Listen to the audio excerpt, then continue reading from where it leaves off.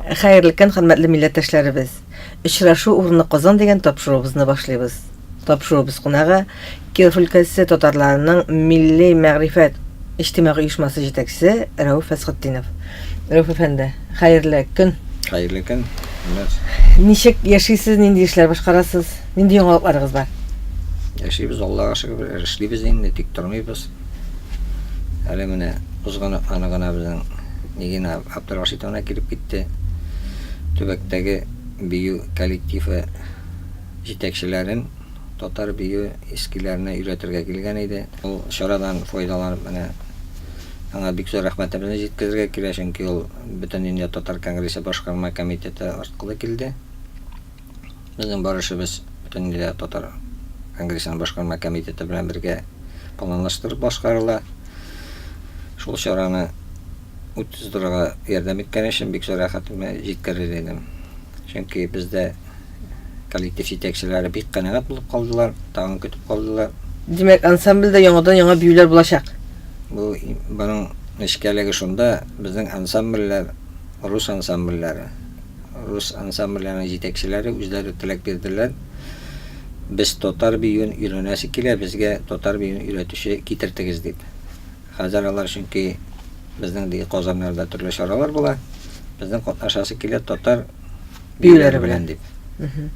Менә шуңа күрә килгән Нигина яңадан бер-ике айдан яңадан килеп, яңадан күрсәтерем диде.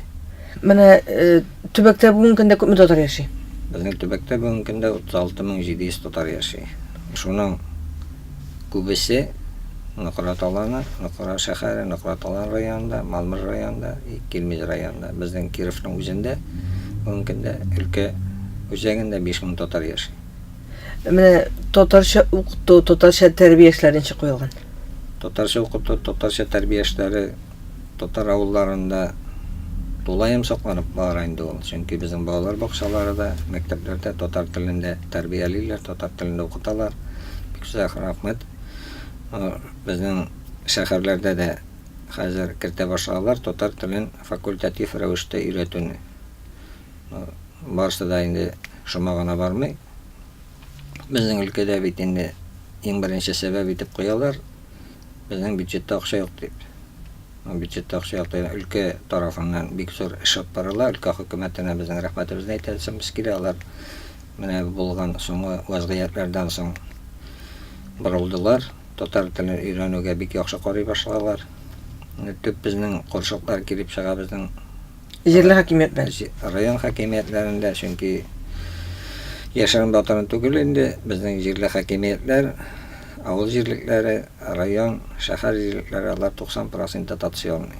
Алар безгә татар телен өйрәтергә ди башлау белән иң беренче сәбәп табалар акча юк дип. Акча сәбәп кенә инде ул. Әле мин кичә генә менә өлкәнең замминистры белән телефоннан сөйләштем. Бар шунда хәл итеп бетерәбез ди, чөнки безнең төп юнәлеш шәһәрләрдә татар телен укытуны торгызу, мәктәп бакчасыннан кире кертү. Чөнки безнең шәһәр төбәкләрендә, алар кичкенә шәһәрләр инде 10 мең, 12 мең, 30 мең кеше яши торган. Шулай булса да безнең теге көньяк районнарда төпчелек халык 40% тәшкил итә татар халкы. Шуңа күрә безнең татар халкы бүген мәктәп бусагасыннан үз телен өйрәнергә кертелми икән, ул дөрес хәл түгел.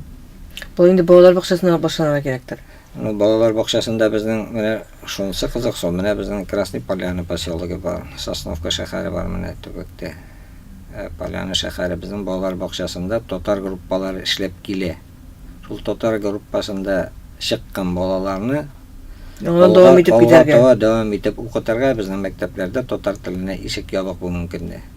Менә шуңа күрә без шуның буенча эшләп барабыз. Балалар бакчасындагы безнең тәрбиячеләр дә шуны сорый. Безнең тәрбияләгән татарча балаларыбыз мәктәпкә кереп югалтмасыннар, безнең тәрбиясен яңадан шулай дәвам итсеннәр дип безнең шул эш буенча дәвам итәбез. Алла бирсә, җиңеп чыгарбыз. Менә бу Красный Полянада балалар бакчасында татар теле мәдәнияте тарихи көннәр узган дип ишеттем мин. Тарихи көннәре узачак әле. Ул Красный Поляна балалар бакчасы икәү безнең, ике балалар бакчасында да безнең татар группалары эшләп килә. Анда татар тәрбиячеләре, татар музыкаль работниклар эшли, чөнки бик әйбәт эшчеләр алар яскәне безнең ел сайын Нәүрүз бәйрәмен үткәреп киләләр балалар белән, тәрбиячеләр белән. Менә җәй көне әйбәт кенә зурлар Сабантуеннан балалар бакчасында балалар Сабантуйларын уздыралар. Менә хәзер октябрь башында безнең анда татар теле мәдәнияте и татар рәсемнәре буенча атналык узачак. Ул бик зурлап уздырырга җыенабыз. Сезне дә чакырып калабыз, килегез, күресез. Алла бирсә. Чөнки без аларга татар оешмасы булсак, без һәрбер балалар бакчаларына, мәктәпләргә, мәдәният йортларына ничек кенә булмасын, һәрбер яктан ярдәм итәргә тырышабыз, чөнки бүгенге көндә безнең терәгебез бар, Бөтендөнья татар конгрессы, башканың башкарма комитеты, алар безгә һәрбер яктан рәхмәт яусын. Һәр вакыт ярдәм итәләр, бер вакытта кире борганнары юк.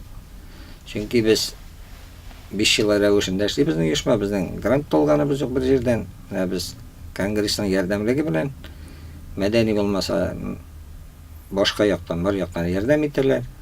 Үзебезнең эшмәкәрләр белән барлык чараларны уздырып барабыз, алга таба уздырачакбыз дип.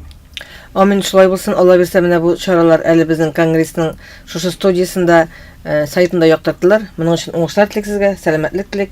Бергә булыйк, аралашып яшик. Бик рәхмәт. Бүген безнең очрашу урыны Казан тапшыруының кунагы Киров өлкәсе татарларының мәдәни мәгърифәт иҗтимагый оешмасы җитәкчесе Рәүф Фәсхетдинов булды. Ә мин Гөлнар Шәйхи, бүгенге сезнең белән саубуллашам.